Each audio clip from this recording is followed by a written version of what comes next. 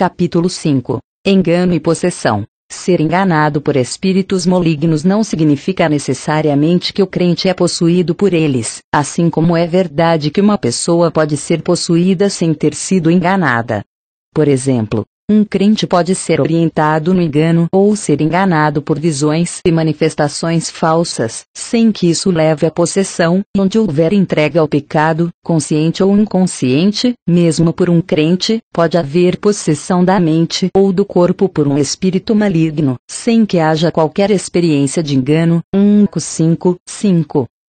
As faculdades podem ficar cativas ou possuídas por espíritos malignos por meio de entrega ao pecado da passividade, que é o pecado da omissão, pois Deus não dá uma faculdade para utilização incorreta ou para que não seja utilizada, ou por entrega a pecados de ação, como, por exemplo, se a língua se presta à blasfêmia ou à linguagem obscena, ela se entrega ao pecado e se torna aberta à possessão.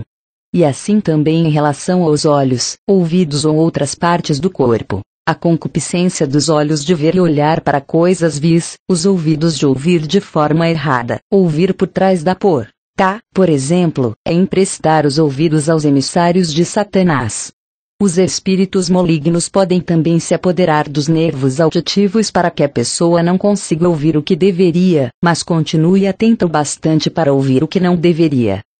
Não é possível definir quanto terreno legal é necessário para que haja possessão por espírito maligno. Quanto terreno legal dado a um espírito maligno é necessário para que haja possessão é algo que não pode ser definido com clareza, mas é inquestionável que há pecado sem possessão por espírito maligno, pecado que abre a porta para a possessão e pecado que é, sem dúvida alguma, resultado de possessão satânica. Jó 13:2.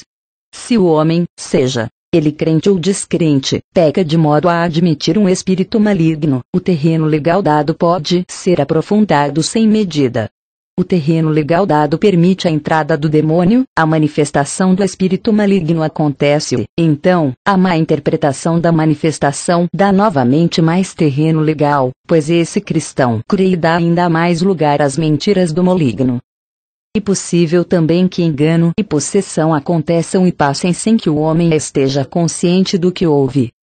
Ele pode se entregar ao pecado que dá acesso ao espírito maligno e, depois, se posicionar como morto para o pecado ou para seu terreno legal. RM 6:11. Quando, sem consciência própria do que ocorreu, a possessão cessa.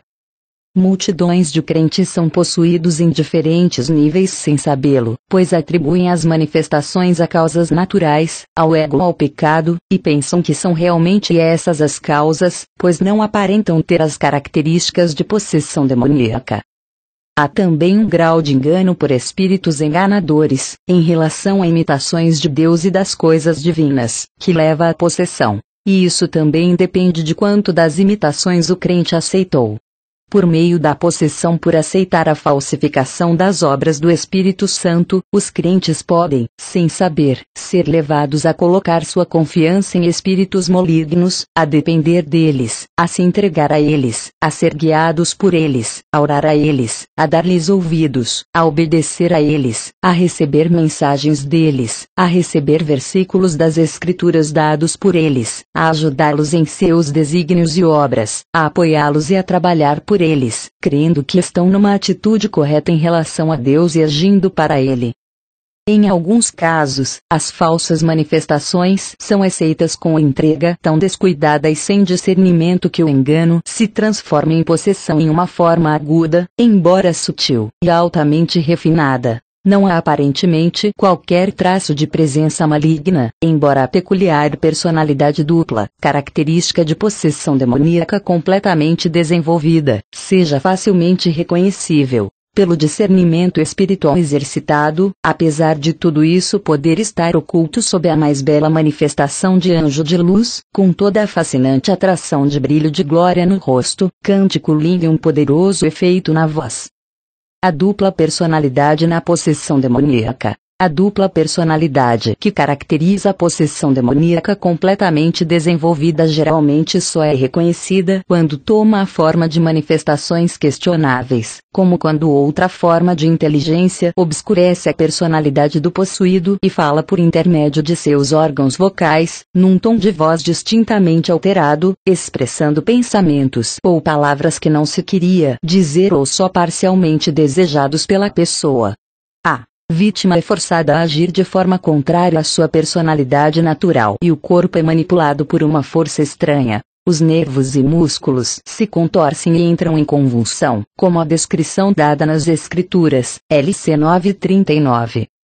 Uma característica da dupla personalidade da possessão demoníaca é também que as manifestações são, geralmente, periódicas e a vítima fica comparativamente natural e normal no período entre o que é chamado de acessos, que são, na verdade, períodos de manifestações da força intrusa.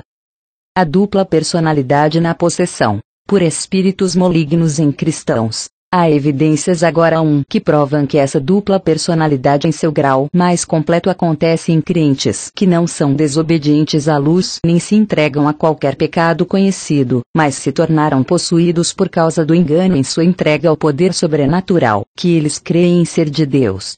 Esses casos apresentam todos os sintomas e manifestações descritos nos evangelhos. O demônio responde a perguntas com sua própria voz e fala palavras de blasfêmia contra Deus por meio da pessoa, muito embora ela esteja, no espírito, em paz e comunhão com Deus, evidenciando, assim quiser o Espírito Santo fica no espírito e o demônio, ou demônios, no corpo, usando a língua e agitando o corpo de acordo com sua vontade.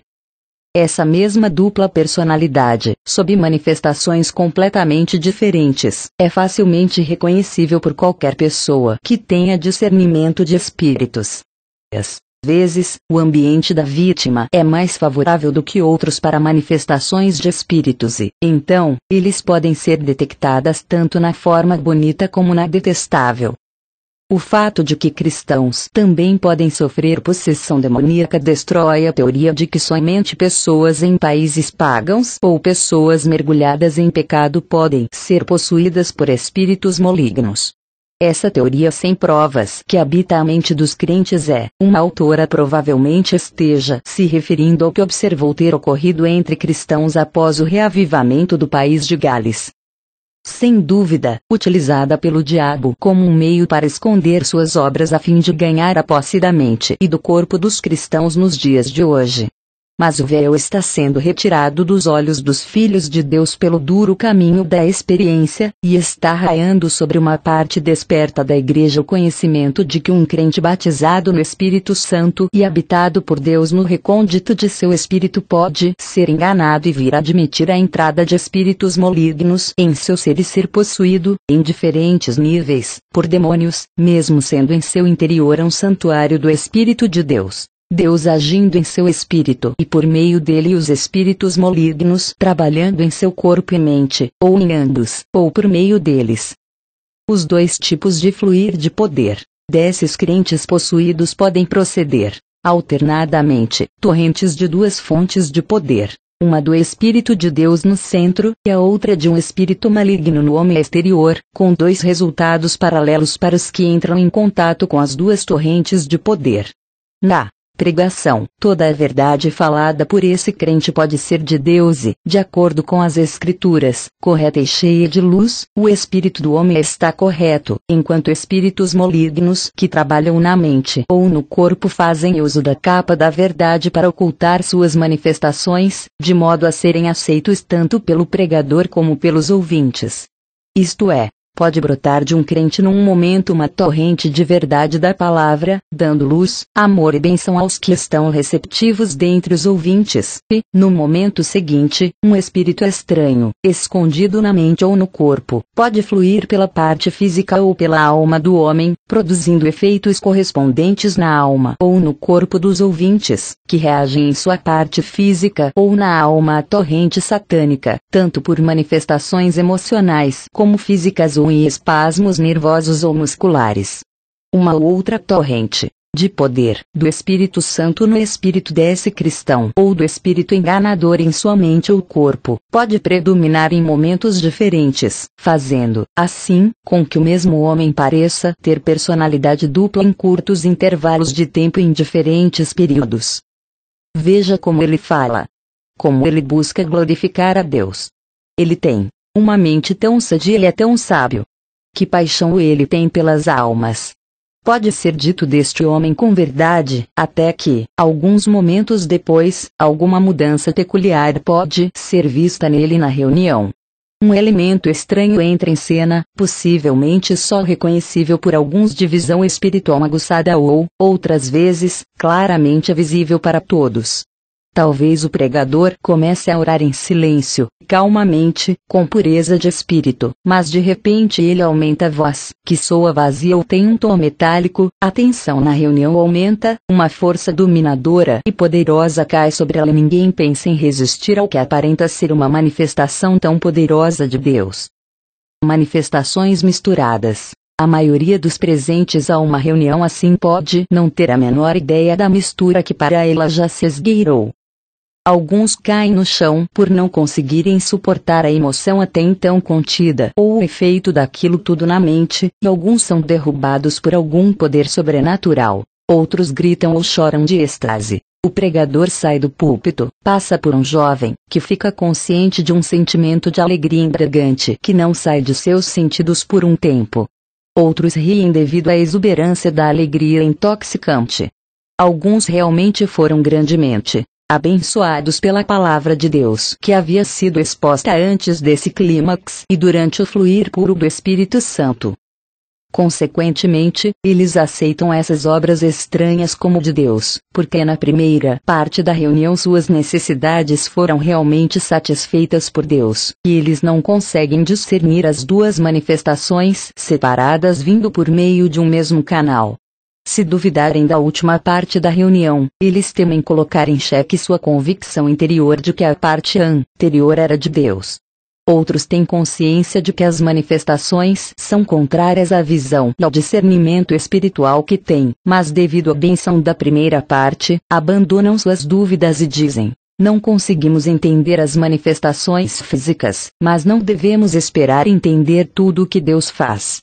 Só sabemos que o derramar maravilhoso de amor, verdade e luz do início da reunião era de Deus e satisfez nossas necessidades. Ninguém pode duvidar da sinceridade e da motivação pura do pregador. Portanto, embora eu não consiga entender ou dizer que gosto das manifestações físicas, tudo deve ser de Deus. Verdade e imitação juntamente aceitas. Em resumo, esse é o panorama das manifestações misturadas que tem sobrevindo à Igreja de Deus desde o reavivamento do país de Gales, pois, quase sem exceção, em todos os lugares onde o reavivamento tem começado desde então, dentro de pouco tempo a imitação se mistura com a verdade e, quase sem exceção, o verdadeiro e o falso são igualmente aceitos, pelo fato de os obreiros desconhecerem a possibilidade das torrentes rivais fluírem juntas ou, então, são igualmente rejeitadas por aqueles que não conseguem detectar qual é a falsa e qual é a verdadeira, ou ainda, foi crido que não houve manifestação verdadeira alguma, pelo fato de a maioria dos crentes não conseguir entender que pode haver misturas de divino e satânico, de divino e humano, de satânico e humano, de alma e espírito, de alma e corpo, de corpo e espírito. As três últimas em relação a sentimentos e consciência, e as três primeiras em relação a fonte e poder. Tem de haver mais de um ingrediente para haver mistura, pelo menos dois. O diabo mistura suas mentiras com a verdade, pois ele tem de se utilizar de uma verdade para comunicar suas mentiras. O crente tem, portanto, de discernir e julgar todas as coisas. Ele tem de ser capaz de ver tanto o que é impuro quanto o que ele pode aceitar. Satanás é um misturador. Se ele encontrar uma pureza de 95% em qualquer coisa, ele vai tentar introduzir ali 1% de sua torrente venenosa, até que, se não for detectada, crescerá invertendo as proporções originais. Onde, reconhecidamente há mistura nas reuniões em que manifestações sobrenaturais ocorrem, deve haver discernimento, e, se os crentes forem incapazes de discernir claramente, devem se afastar dessas misturas de até que sejam capazes de fazê-lo. Ao aceitar as imitações de Satanás, o crente crê que está atendendo às exigências divinas para atingir um nível mais alto na vida espiritual, mas o que acontece é que ele acaba dando lugar para que Satanás opere em sua vida, descendo a um poço de decepção e sofrimento, embora tenha pureza em seu espírito e em sua motivação. A próxima questão que precisamos considerar é como espíritos malignos ganham acesso ao crente, e nas páginas 160 e 161 damos, em forma de colunas, 6 listas concisas sobre como eles enganam, o terreno legal dado para o engano, por onde eles entram, as desculpas que o espírito dá para ocultar o terreno legal obtido e manter o crente na ignorância quanto à sua presença e a base que tem, o efeito no homem enganado dessa forma e os sintomas da possessão.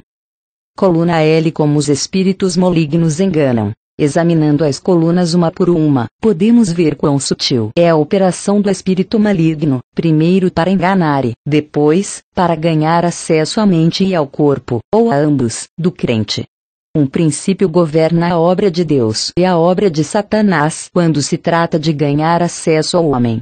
Na criação de um ser humano com livre-arbítrio, Deus, que é o soberano Senhor do universo e de todos os poderes angelicais, se limitou quando estabeleceu que não violaria a liberdade do homem para ter aliança com ele. Da mesma forma, os espíritos malignos de Satanás não podem entrar e possuir qualquer parte do homem sem ter o consentimento dele, dado consciente ou inconscientemente. Da mesma forma que quando o homem deseja algo bom, Deus faz aquilo acontecer, quando o homem deseja algo mal, os espíritos malignos fazem aquilo acontecer. Tanto Deus como Satanás precisam da vontade do homem para operar nele. No homem regenerado, a vontade está escravizada a Satanás, mas no homem regenerado e libertado do poder do pecado, a vontade é livre para escolher as coisas de Deus.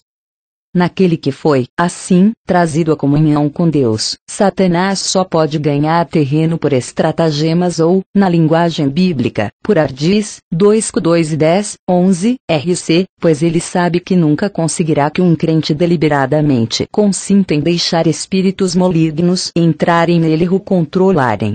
A única esperança do enganador é obter esse consentimento por meio de trapaças, ou seja, fingindo ser o próprio Deus ou um mensageiro dele. Satanás sabe também que tal crente está determinado a obedecer a Deus a qualquer preço e deseja o conhecimento de Deus acima de todas as coisas na terra.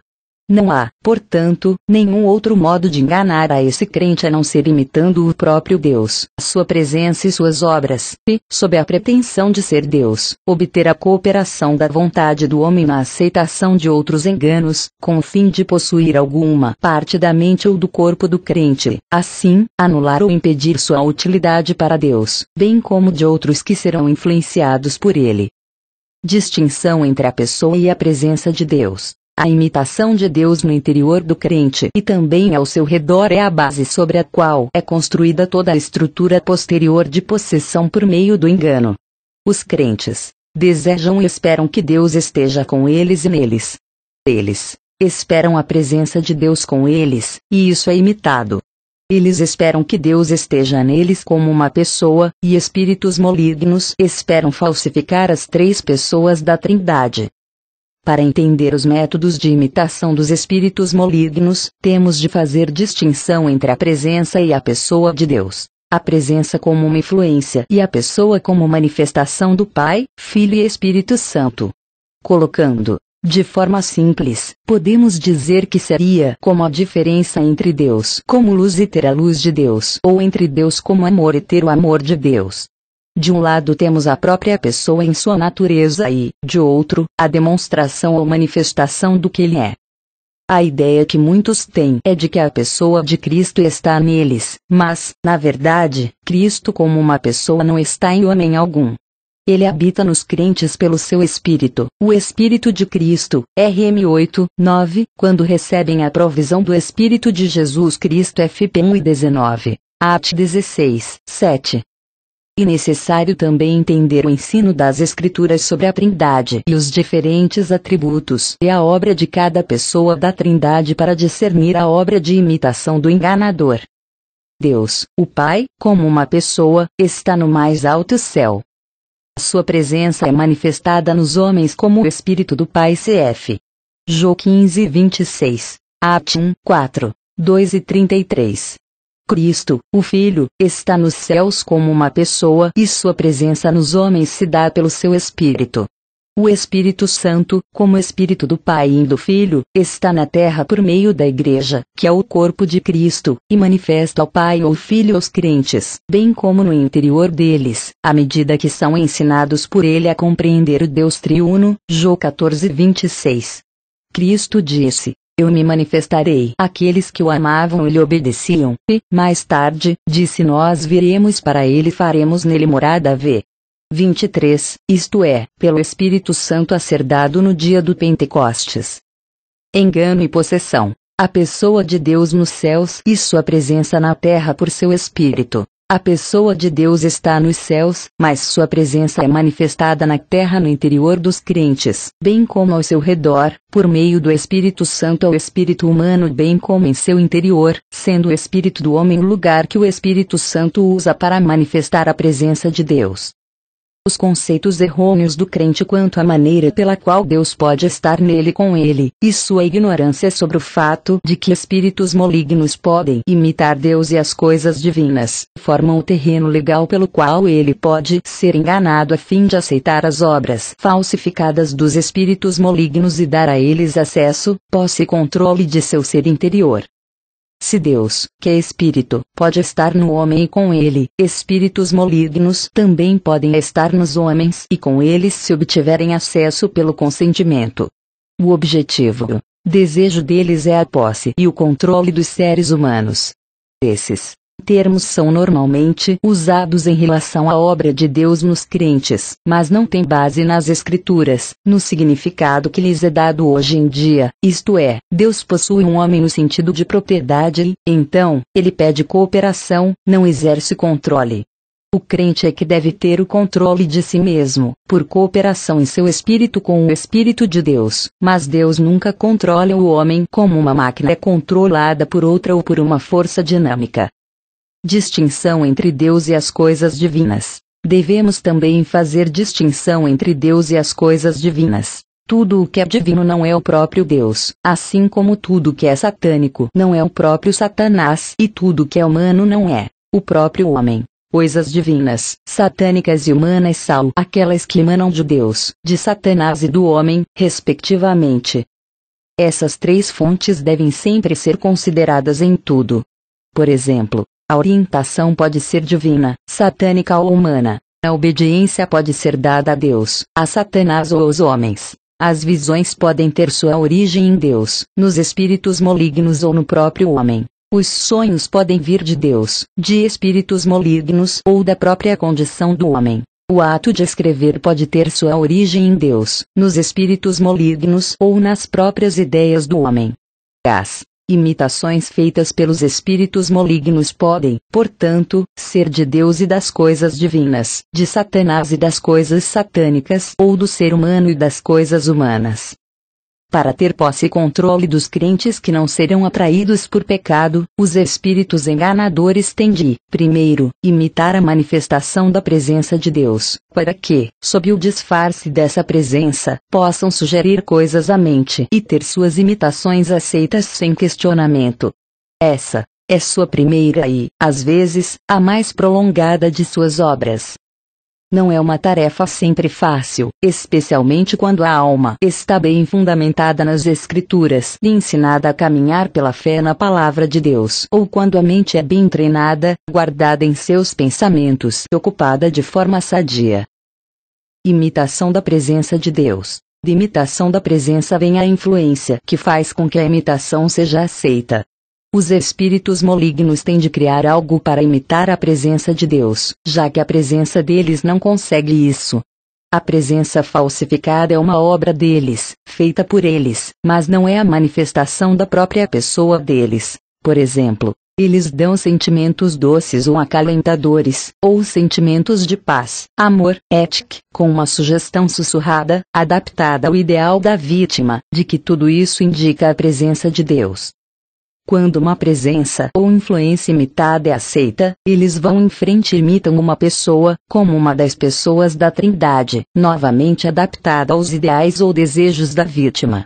Se o crente é mais atraído por uma das pessoas da Santa Trindade do que pelas outras, a imitação será exatamente dessa pessoa. Do Pai, para aqueles que se sentem atraídos mais por ele. Do Filho, para aqueles que pensam nele como um noivo e desejam amor, e do Espírito Santo, para aqueles que desejam poder. A presença imitada, como uma influência, precede a imitação da pessoa de Deus, por meio da qual eles obtêm muito terreno legal. O período de perigo está, como já mostramos no capítulo 3, na ocasião em que se busca o batismo do Espírito Santo, quando muito é dito sobre manifestações de Deus à consciência ou algumas visitações do Espírito são percebidas pelos sentidos. Essa é a oportunidade para os espíritos que estão observando tudo. Que crente não deseja a presença consciente de Deus e não daria tudo para obtê-la? Como é difícil caminhar pela fé, quando se tem de passar pelos lugares trevosos da vida. Se a presença consciente deve ser obtida pelo batismo com o Espírito e pode haver efeitos sobrenaturais sobre os sentidos, de modo que se pode sentir de fato que Deus está perto, então, quem não seria tentado a buscá-la? Ela parece ser um equipamento absolutamente necessário para o serviço e fica aparente na história da Bíblia sobre o Pentecoste que os crentes de então devem ter sentido fisicamente e é essa presença consciente. A obra de Satanás nas sensações. Aqui está o ponto perigoso que abre, pela primeira vez, a porta a Satanás. A obra sobre os sentidos no campo religioso tem sido, há muito, a maneira todo especial pela qual Satanás engana os homens. Por todo o mundo, do qual ele é o Deus e o príncipe.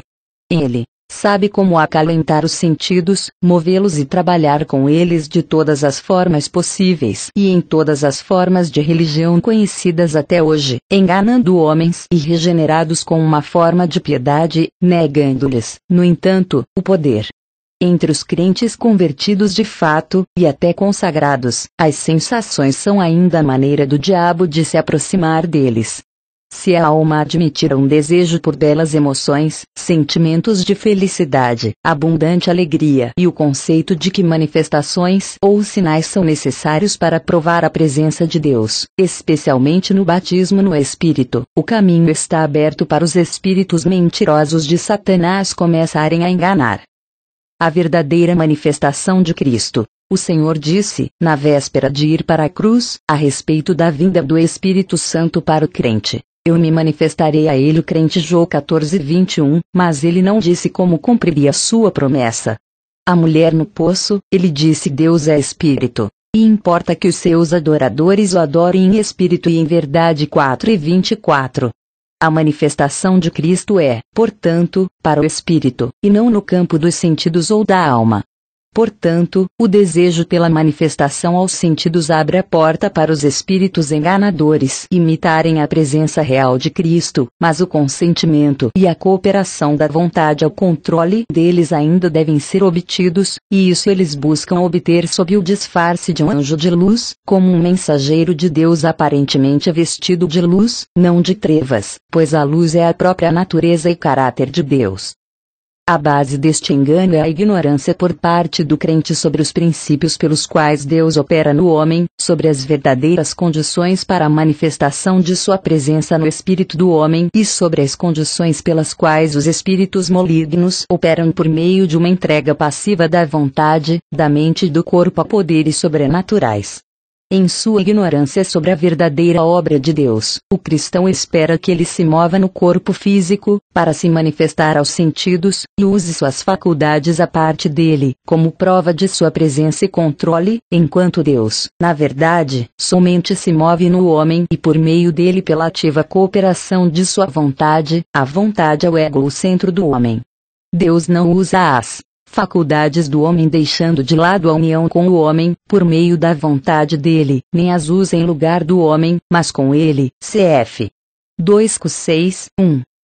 A imitação da presença de Deus é uma influência sobre o crente. A imitação da presença de Deus é uma influência exterior sobre o crente e pode começar, em alguns casos, não só por ocasião do batismo do Espírito, mas por uma prática da presença de Deus. Se o crente toma essa presença como uma sensação consciente de Deus, o qual deve ser conhecido e reconhecido pela intuição do Espírito, não por sensações do corpo. A verdadeira presença de Deus não é sentida por sentidos físicos, mas no espírito, e o mesmo se dá em relação a sentir a presença de espíritos malignos ou de Satanás. Somente a intuição do espírito pode discernir a presença de Deus ou de Satanás, e o corpo só sente de forma indireta. É importante reconhecer claramente a distinção entre a obsessão, ou influência da presença falsificada, e a possessão, ou acesso obtido, que vem após a obsessão ou influência exterior. A distinção e as características podem ser brevemente descritas assim. 1. Obsessão. Uma influência exterior, uma imitação da presença de Deus como uma influência sobre a pessoa, que se abre a ela na mente e no corpo. 3. Possessão. Imitação de uma pessoa no interior do homem, após obter uma base, geralmente como amor, gerando completa entrega das emoções e da vontade a essa imitação, com belos sentimentos no domínio do corpo e da alma, sem tocar no espírito. O homem pensa que tudo isso é espiritual, quando é, na realidade, a vida das sensações de uma forma espiritual. A palavra obsessão tem sido exagerada no uso atual, e sintomas ou manifestações que, na verdade, pertencem à possessão são frequentemente atribuídos à obsessão. Obsessão e sua causa. O termo obsessão é usado para descrever um espírito maligno, ou espíritos, rodeando e influenciando um homem com o objetivo de obter uma base nele e de vir a possuí-lo, mesmo que num grau mínimo. Se essas influências são aceitas, pode haver possessão. Por exemplo, se um espírito maligno imita a presença de Deus e vem sobre o homem como uma influência apenas, podemos descrever isso como obsessão, mas quando o espírito obtém uma base no homem, isso é possessão, pois os espíritos que faziam obsessão conseguiram obter acesso e possuir o terreno legal que obtiveram em um grau que depende de quanto terreno lhes foi dado. O significado da palavra obsessão dado no dicionário comprova isso. Significa ação ou efeito de importunar alguém com assiduidade, perseguição ou vexação atribuída à influência do diabo, atormentação por contínuas sugestões causadas pelo diabo, sem contudo haver possessão. 2. De acordo com essa descrição de obsessão, fica evidente que essa é uma forma muito comum de ata. 2 definições extraídas do Dicionário Contemporâneo da Língua Portuguesa Caldas ao Leite, Vol. 4. Edição, Editora Deita, Rio de Janeiro, 1958, que correspondem à fonte utilizada pela autora. Que por parte dos poderes das trevas contra os filhos de Deus. Não falamos aqui dos irregenerados, que já são, de acordo com as Escrituras, F2, controlados em seu interior, ou seja, pelo Espírito que agora atua nos filhos da desobediência. Manifestações exteriores do caráter da obsessão. Os espíritos malignos obsidiam ou molestam com persistência, e afligem o homem, para chegar à possessão. Eles levam a mente do homem à obsessão com alguma ideia dominadora que lhe destrói a paz e obscurece sua vida, ou imitam alguma experiência divina, que parece vir de Deus e o crente aceita sem questionamento. Esta é uma forma perigosa de obsessão dos nossos dias, em que os espíritos malignos procuram ganhar acesso ao crente imitando alguma manifestação exterior de Deus, tal como uma presença enchendo o local de reuniões e percebida por sensações físicas, ou ondas de poder se derramando sobre o corpo físico e por meio dele, ou uma sensação de vento, ar ou sopro sobre o homem exterior, aparentemente vindos de fontes divinas. Em resumo, todas as manifestações exteriores ao crente, vindas de fora e derramadas sobre o corpo, têm características de obsessão, pois podem vir de espíritos enganadores, procurando ter acesso à mente ou ao corpo. A libertação de pessoas sob obsessão de qualquer tipo ou grau se dá pela verdade, ou seja, 1. comunicando a elas conhecimento de como detectar o que é de Deus ou do diabo, pela compreensão dos princípios que distinguem a obra do Espírito Santo da obra dos espíritos malignos. 2. Mostrando a elas que não devem aceitar coisa alguma que venha de fora, tanto sob a forma de sugestões à mente como influência de qualquer tipo que vem sobre o corpo, já que o Deus Espírito Santo age a partir do interior do espírito do homem, iluminando e renovando-lhe a mente e trazendo o corpo sob controle do próprio crente, ensinando-lhes como permanecer em Cristo e resistir a todos os ataques assediadores dos poderes das trevas. Muito conhecimento de Deus e de coisas espirituais é necessário para a libertação de almas sob a escravidão de espíritos malignos em possessão, isto é, quando estes ganharam acesso em qualquer grau após a obsessão. Geralmente pensamos que expulsar o espírito ou os espíritos é o único método de lidar com a situação, mas já que o terreno legal que eles obtiveram para ter acesso ao crente e habitar nele não pode ser expulso, é óbvio que, embora a expulsão possa ser de algum valor em alguns casos, ela não é a única maneira de se obter a libertação. Algumas formas de libertação da possessão. A causa da possessão é fator decisivo aqui. Na China, entre os pagãos, os demônios são expulsos imediatamente após uma simples oração de fé feita pelos cristãos.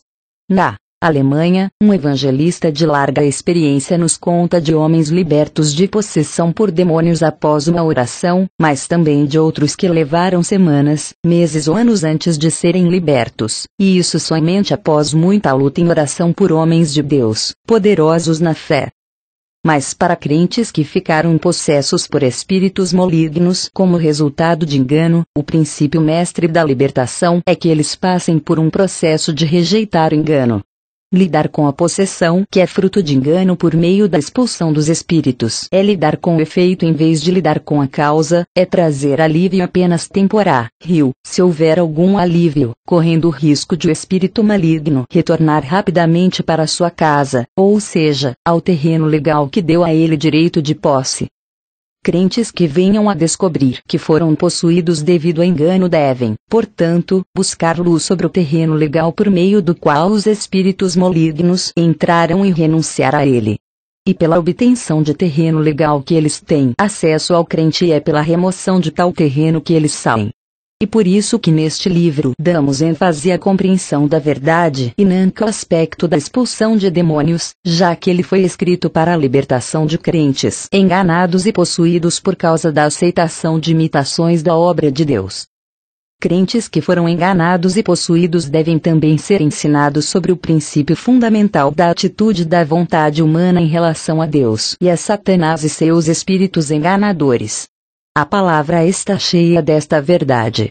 Se alguém quiser fazer a vontade dele, conhecerá Jó 7,17. Quem quiser, receba Ap 22,17.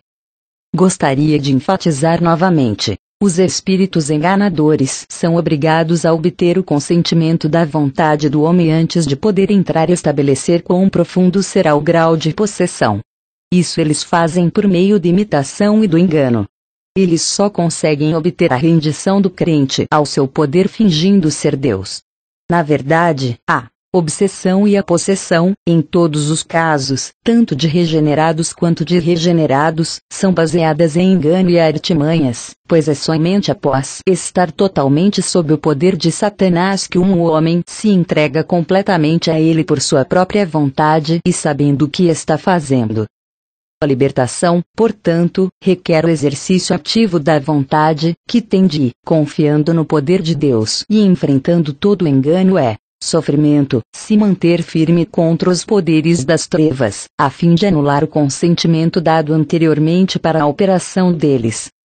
Os espíritos enganadores também imitam a Deus em sua santidade e justiça. O efeito neste caso é fazer o crente ter medo de Deus e sentir aversão às coisas espirituais. Eles tentam aterrorizar os que são tímidos e medrosos, influenciar aqueles que têm sede de poder ou atrair ao seu domínio os que são abertos para o atrativo do amor e da felicidade. Os sentidos físicos não deveriam sentir a presença de Deus. Podemos dizer deliberadamente que nunca é seguro sentir a presença de Deus com os sentidos físicos, pois, quase sem dúvida alguma, isso será uma presença falsificada, uma armadilha sutil do inimigo para obter uma base de ação no homem. Essa é uma das razões pelas quais alguns que querem convencer outros crentes sobre a necessidade de uma percepção de Deus, o que significa uma presença sentida no ambiente ao redor do cristão ou no interior dele, perderam, para sua tristeza e medo, a percepção que eles mesmos tinham e se afundaram nas trevas e na dormência dos sentimentos. O que esses crentes não sabem é que este é o resultado direto, imediatamente ou num futuro distante, de todas as manifestações sobrenaturais aos sentidos. Eles passam, então, a procurar a causa para a crise que atravessam ou a apatia para as coisas espirituais no excesso de tensão ou no pecado, e não na experiência de percepção na qual se regozijaram. A condição normal das faculdades para serem usadas é claramente vista em todos os registros da Bíblia de homens em comunicação direta com Deus. Paulo, em um êxtase at 22:18, tinha plena posse de suas faculdades e o uso inteligente da mente e da língua. Isso pode ser visto de forma especial em João, quando estava em Patmos. Seu ser físico estava prostrado devido à fraqueza do homem natural face à presença revelada do Senhor glorificado, mas após o toque capacitador do Mestre, sua plena inteligência foi utilizada e sua mente agiu com clareza, a fim de compreender e reter tudo o que lhe estava sendo dito e mostrado. Apum 10:19. A diferença entre os registros da Bíblia sobre as revelações de Deus e as condições dos homens a quem elas foram dadas e os registros de muitas das manifestações sobrenaturais de hoje em dia está em um princípio que revela a distinção, em contraste espantoso, entre a pura obra pura de Deus e as imitações que Satanás faz de Deus. Vemos, assim, os princípios contrastantes. 1. Da não utilização da vontade e das faculdades. 2. Da perda de controle pessoal por meio de passividade. Podemos tomar como exemplo o que é chamado de clarividência e clareaudiência, isto é, o poder de ver, o poder de ouvir, o primeiro significando a visão de coisas sobrenaturais e o segundo, a audição de palavras sobrenaturais. Em relação às coisas sobrenaturais, existe visão e audição verdadeiras e visão e audição falsas, e elas resultam tanto de um dom divino, que é verdadeiro, Apum 10:12, como de um estado passivo maligno, que dá lugar à imitação. Clarividência e clareaudiência. Sua causa. Disse que os poderes de clarividência e de clareaudiência são dons naturais, mas, na verdade, são o resultado de um estado maligno no qual espíritos malignos são capazes de manifestar seu poder e sua presença. Ver por meio de bola de cristal é apenas uma maneira de induzir esse estado passivo e assim, por meio de todos os diferentes métodos tão em voga no Oriente e em outros lugares, trazer as manifestações e obras dos poderes sobrenaturais. O princípio é o mesmo. A chave para tudo isso, e para outras obras satânicas no corpo humano, é a necessidade de suspensão da atividade mental. Em contrapartida, em todas as revelações divinas, as faculdades e poderes mentais não são afetados e ficam todos em franca operação. As pessoas que estavam ao pé do Monte Sinai viram a Deus. No entanto, não estavam passivas. A visão, tanto mental como física, e, na realidade, ativa e não passiva, ou seja, não é separada da vontade e da ação pessoais. E as visões podem ser físicas, mentais ou espirituais. Escrita e falas sobrenaturais. Na escrita sob controle de espíritos malignos, o mesmo princípio é manifestado, qual seja, a suspensão da ação volitiva e mental. 1. A pessoa escreve o que ouve ser ditado audivelmente de forma sobrenatural. 2. Ela escreve o que vê ser apresentado à sua mente de forma sobrenatural, às vezes com uma rapidez como se fosse forçada a fazê-lo. 3.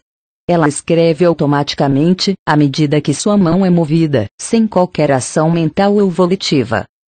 Quer esteja descrevendo algo, quer escreva a partir de algo apresentado de forma sobrenaturalmente, as palavras podem passar diante da visão mental de forma tão clara como se estivessem sendo vistas pelos olhos físicos, às vezes em letras de fogo ou de luz.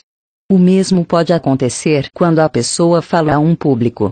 A pessoa que fala pode descrever o que é apresentado à visão mental, isto é, se sua mente estiver em um estado passivo, pensando que tudo aquilo é uma iluminação do Espírito Santo.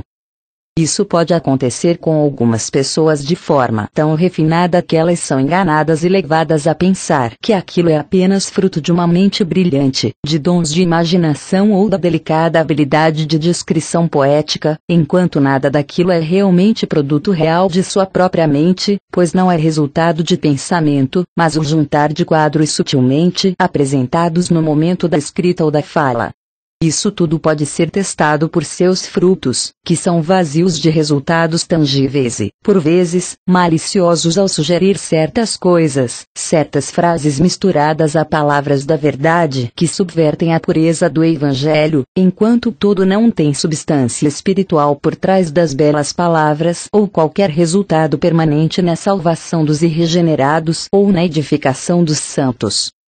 Pregação a partir de apresentações mentais. É possível que esta seja causa oculta do caráter evanescente de algumas missões de grande alcance, que parecem ser bastante frutíferas no início, mas desaparecem, como a nuvem da manhã, em poucas semanas. Os pregadores falaram verdades do Evangelho, mas podem ter pregado a partir de apresentações mentais, e não a partir de seu espírito em cooperação com o Espírito Santo. Os poderes das trevas não têm medo algum de palavras, mesmo das palavras da verdade do Evangelho, se nelas não houver vida frutificante proveniente do Espírito de Deus naqueles que falam. Não há dúvida, por exemplo, que há conversões falsas em grande escala que são permitidas, talvez realizadas, por espíritos malignos. É fácil para eles deixar seus cativos aparentemente livres por algum tempo quando isso atende aos seus interesses de enganar o povo de Deus. Há muitas coisas nos movimentos religiosos de hoje em dia que absorvem a energia dos cristãos e parecem alargar as fronteiras do reino de Deus, mas não causam perturbação alguma ao reino das potestades do ar. No caso da escrita automática e nas apresentações mais refinadas citadas aqui, a mente fica passiva, em maior ou menor grau, e o homem escreve ou fala, não o que provém da ação normal da mente, mas o que vê ser-lhe apresentado. Ignorando a existência de espíritos malignos e suas artimanhas incessantes para enganar cada um dos filhos de Deus, bem como o perigo de preencher as condições para suas obras, um grande número de crentes não sabem que, nas circunstâncias comuns da vida, eles podem estar se expondo aos enganos de seres sobrenaturais, que estão observando muito atentamente para obter acesso e usar os servos de Deus. Por exemplo, um pregador que procura depender de auxílio sobrenatural e não usa ativamente seu cérebro em pensamento espiritual atento praticamente alimenta uma condição passiva que o inimigo pode usar no mais alto grau e, assim, sem que ele o saiba, exercer influência em sua vida por meio de incontáveis ataques de todos os tipos sem haver, aparentemente, terreno legal algum dado em sua vida ou em suas ações. O mesmo pode ser verdade na vida de um autor que, de alguma forma, sem o saber, se tornou passivo, ou, colocado de forma direta, mediúnico, em relação a alguma faculdade ou parte de sua vida interior e, portanto, se expôs às apresentações sobrenaturais de espíritos malignos para suas palestras ou escrita, que ele considera como iluminações vindas de Deus. A verdadeira escrita sob orientação de Deus. Na escrita sob orientação divina, 3 fatores são necessários. 1. Um espírito habitado e movido pelo Espírito Santo, 2 P1 e 21. 3. Uma mente alerta e renovada, aguçada em seu poder ativo de apreensão e de raciocínio inteligente, ver 1 14 e 20. 4. Um corpo sob controle total do espírito e da vontade do homem, ver 1 9 e 27. Ao escrever ou falar sob controle de espíritos malignos, uma pessoa não é verdadeiramente espiritual, pois seu espírito não está sendo usado, e o que parece ser espiritual nada mais é que a obra de poderes sobrenaturais manifestando seu poder espiritual na mente passiva do homem, e por meio dela, isoladamente de seu espírito. Mas, ao escrever sob a orientação de Deus, já que o que ocorre não é o ditado a um robô, mas o mover do Espírito Santo no espírito do homem. O homem tem de ser verdadeiramente espiritual, tendo como fonte o espírito e não a mente, como ocorre quando os homens escrevem o que é produto de seus próprios pensamentos. As Escrituras têm em si mesmas o sinal de terem sido escritas desta forma. Homens santos falaram da parte de Deus, movidos pelo Espírito Santo. 2 P. 1 e 21. Eles falaram da parte de Deus, mas como homens receberam e falaram ou escreveram a verdade dada no Espírito, transmitindo-a por meio do uso total de suas faculdades divinamente inspiradas. Todos os escritos de Paulo mostram o cumprimento das 3 exigências mencionadas. De seu espírito estar aberto ao mover do Espírito Santo, de sua mente ser totalmente utilizada e seu corpo ser um instrumento obediente sob controle de seu espírito. Suas cartas revelam também a capacidade de sua mente renovada de apreender as coisas profundas de Deus. O poder de discernimento espiritual de Paulo. Em Paulo, podemos ver também o discernimento claro que um homem espiritual possui, que o faz capaz de reconhecer em seu espírito que vem de Deus e o que é produto de seu próprio pensamento no exercício de seu julgamento como servo de Deus. 3. Quase todos os registros da maioria das revelações sobrenaturais de hoje em dia mostram, por um lado, a ausência das exigências para verdadeiras manifestações divinas e, por outro, o cumprimento das condições para que espíritos malignos operem, isto é, a suspensão das faculdades mentais, com o consequente vazio de, às vezes, empolgação infantil das palavras que supostamente foram faladas por Deus, bem como a falta de propósito das visões e de outras manifestações. Se as condições necessárias para que espíritos malignos operem no ser humano forem cumpridas, nenhuma experiência do passado, nenhuma posição social, nenhum treinamento intelectual ou conhecimento protegerão o crente das manifestações falsas. Consequentemente, o enganador fará qualquer coisa para gerar passividade nos filhos de Deus, de todas as maneiras possíveis, quer no espírito, na alma ou no corpo, pois ele sabe que mais cedo ou mais tarde terá o terreno legal que lhe for dado. Podemos dizer, então, sem hesitação alguma, que se a lei para os espíritos malignos operarem for obedecida, no que diz respeito à não utilização da mente e das faculdades, com certeza esses espíritos operarão e enganarão os próprios eleitos de Deus. Porque os espíritos malignos querem o corpo.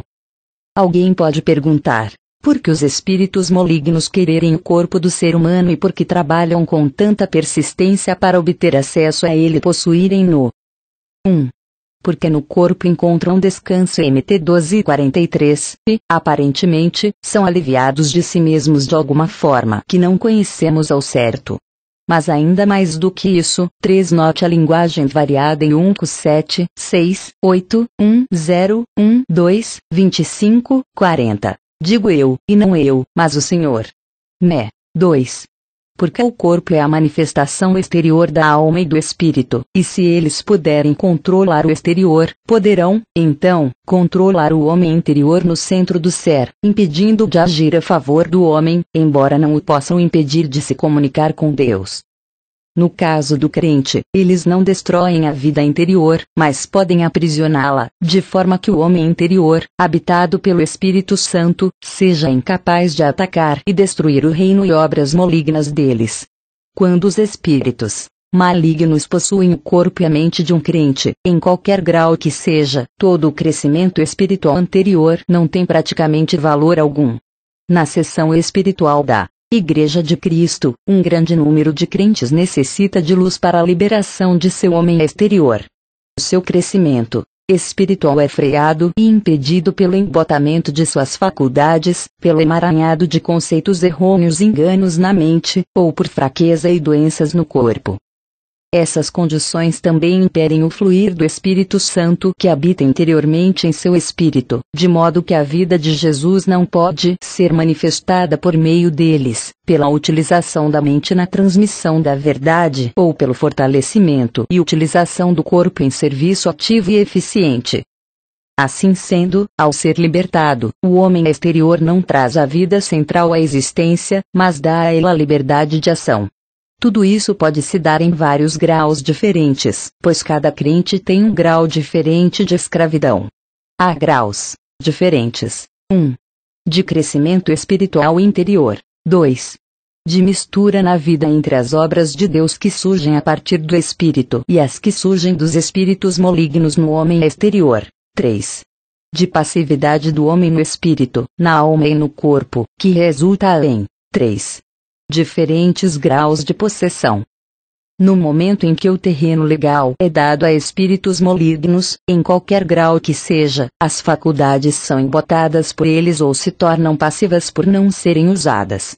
O objetivo deles, então, é substituir a pessoa por eles mesmos em todas as suas ações e, assim, obter acesso a ela, passando por cima, por assim dizer, de suas faculdades, da vontade, etc. passivas, até se entrelaçarem na estrutura interior do seu ser, desse modo, controlar e usar a pessoa para seus próprios propósitos.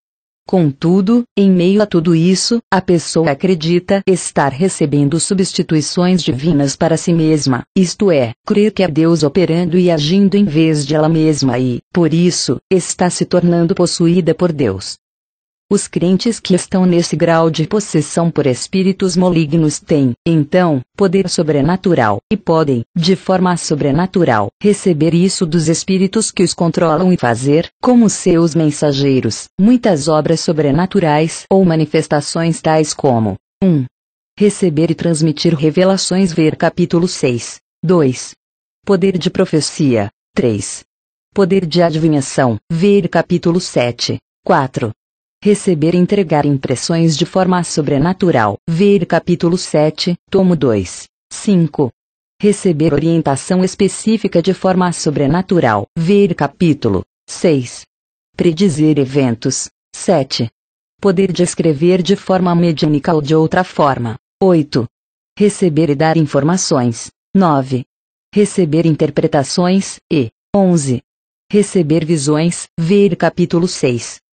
Um crente possuído neste grau pode também receber poder para 1. Ouvir séries espirituais. 2. Concentrar-se do modo necessário para ouvir. 3.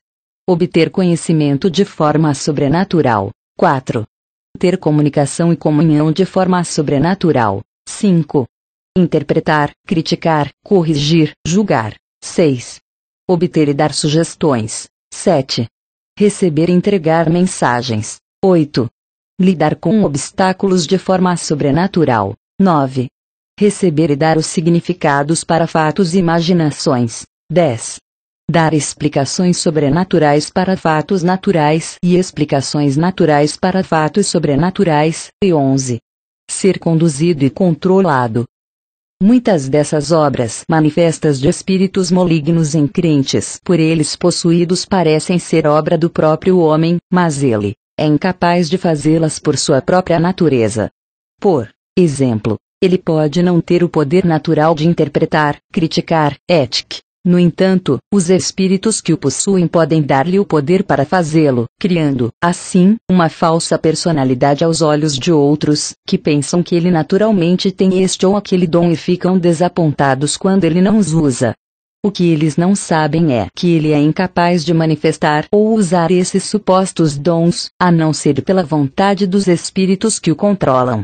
Além disso, quando o crente enganado descobre que tais manifestações são fruto de possessão e se recusa a continuar sendo escravo de espíritos mentirosos de Satanás, tais dons deixam de existir. É nessa hora que o homem livre do engano é perseguido pelos espíritos vingativos do mal, por meio da sugestão a outros de que aquele crente perdeu o poder ou retrocedeu na vida espiritual, quando, na verdade, ele está sendo libertado dos efeitos das obras malignas e cruéis deles. Espíritos malignos substituindo Deus. Os exemplos seguintes mostram como os espíritos enganadores podem dissimular-se a sua obra na vida do crente por meio dos conceitos errôneos deste sobre a verdade espiritual. 1. Substituição na fala. O texto usado é: não sois vós os que falais Mt 10 e 20. Os crentes pensam que isso significa que sua fala será substituída pela fala divina, que Deus falará através deles. O homem diz: Eu não devo falar. Deus é quem vai fazê-lo, e entrega a sua boca a Deus para ser o porta-voz de Deus, trazendo passividade aos lábios e órgãos vocais, que são abandonados ao uso do poder sobrenatural que ele pensa ser Deus. Resultado: A. O próprio homem não fala. B. Deus não fala, pois ele não faz do homem um robô. C. Espíritos malignos falam, já que a condição de passividade para eles agirem foi cumprida. O resultado final é a ação substitutiva dos espíritos malignos que possuem e controlam o crente, particularmente na forma de mensagens sobrenaturais que cada vez mais exigem sua obediência passiva e, no devido tempo, criam uma condição mediúnica que ele não tinha previsto. 2. Substituição na memória. O texto usado é: vos fará lembrar de tudo 14:26. Os crentes pensam que isso significa que eles não precisam usar a memória, pois Deus trará todas as coisas à sua mente. Resultado: A. O próprio homem não usa a memória. B. Deus não a usa, pois ele não o fará sem a ação em conjunto do homem. C. Espíritos malignos a usam e substituem o uso volitivo da memória por parte do crente por suas obras malignas. 3. Substituição de consciência. O texto usado é: teus ouvidos ouvirão atrás de ti uma palavra, dizendo: este é o caminho. Is 30:21. Os crentes veem a orientação sobrenatural na forma de uma voz ou texto que lhes dá a direção como uma forma de orientação superior à consciência. O homem, então, pensa que ele não precisa raciocinar ou pensar, mas simplesmente obedecer. Ele segue essa chamada orientação superior, que usa como substituto para sua consciência. Resultado: A. Ele não usa sua consciência. B. Deus não fala com ele para que ele lhe obedeça como um robô. C. Espíritos malignos aproveitam a oportunidade e substituem a ação da consciência por vozes sobrenaturais. O resultado final é a substituição da consciência por orientações dadas por espíritos malignos em sua vida. A partir de então, o homem não é mais influenciado pelo que sente ou vê ou pelo que os outros dizem, e ele se fecha a todos os questionamentos e não mais raciocina. Essa substituição da ação da consciência pela orientação sobrenatural explica a deterioração do padrão moral em pessoas com experiências sobrenaturais, pois eles, na verdade, substituíram sua consciência pela orientação de espíritos malignos. Eles estão absolutamente inconscientes de que seu padrão moral baixou, mas sua consciência foi cauterizada pelo fato de deliberadamente não mais dar ouvidos à sua voz e por ouvir as vozes de espíritos ensinadores em assuntos que deveriam ser decididos pela consciência quanto ao serem certos ou errados, bons ou maus. 4. Substituição em decisão. O texto usado é: e Deus quem efetua em vos o querer. FP 2:13. O crente entende que isso significa que ele não deve usar sua própria vontade, pois Deus quererá por meio dele. Resultado: A. O próprio homem não exercita sua vontade. B. Deus não o faz também, pois o homem deixaria de ser um agente livre. C. Espíritos malignos apossam-se da vontade passiva e mantêm-na numa condição de paralisia e incapacidade de agir ou, então, fazem-na dominadora e forte. A aparente substituição divina da vontade do homem pela vontade de Deus se revela como substituição satânica e, desse modo, os emissários de Satanás obtêm domínio do próprio centro da vida, consequentemente fazendo do crente uma vítima da indecisão e da fraqueza em termos de vontade ou energizando a vontade até que tenha força de domínio, mesmo sobre outros, o que acarreta muitos resultados desastrosos. Substituição do eu feita por espíritos malignos. Da mesma forma, espíritos malignos não somente farão de tudo para substituir a Deus na vida de um homem por suas próprias obras, tendo como base o conceito errôneo do crente sobre a verdadeira forma de agir em conjunto com Deus, mas buscarão também substituir todas as faculdades mentais do homem, a mente, a razão, a memória, a imaginação, o julgamento, por suas obras. Esta é uma falsificação do ego por meio de substituição. A pessoa pensa que é ela mesma o tempo todo. Essa substituição de si mesmos por espíritos malignos com base na entrega passiva de qualquer parte da vida interior ou exterior do crente é a base para engano e possessão profundos entre os mais consagrados filhos de Deus.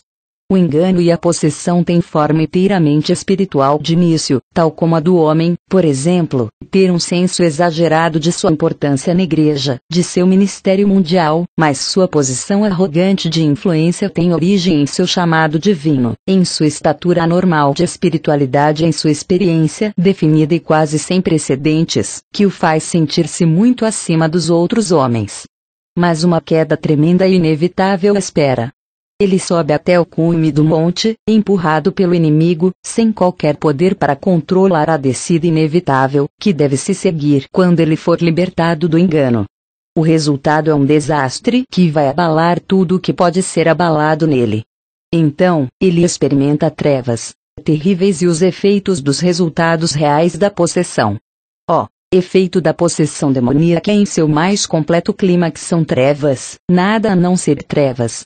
Trevas no interior, trevas no exterior, trevas intensas, trevas sobre o passado, trevas envolvendo o futuro, trevas envolvendo a Deus e todos os seus caminhos.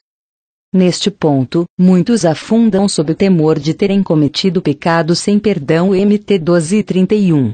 Alguns, no entanto, descobrem que sua mais amarga experiência pode ser transformada em luz para a igreja em sua luta contra o pecado e contra Satanás, e, como aqueles que já estiveram no acampamento do inimigo e ouviram todos os seus segredos, tornam-se um terror para as forças do mal quando são libertados e passam, então, a ser assaltados com maldade intensa devido ao conhecimento que têm do inimigo. Capítulo 6. Imitações. O que divino